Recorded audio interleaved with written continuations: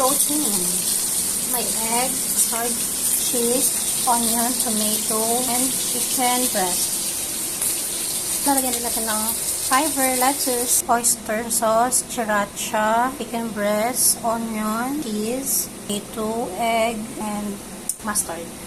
Ayan yung laman niya. Same here. Ganyan. Lagyan natin ng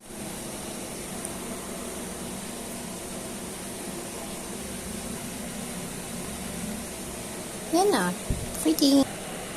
Then, next na siya. Then, next na siya. Ayun, laki pala niya. Then, next na siya. Oh.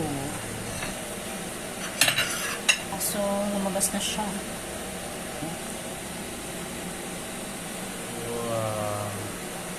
Ayun, Pwede ganda. ba? Okay, isa pa. Tama na. Para hindi matumbahan. Magkaroon lang ng sauce. Ayan ang dungis ng pagkakagawa kasi mabilis ang kain lang to.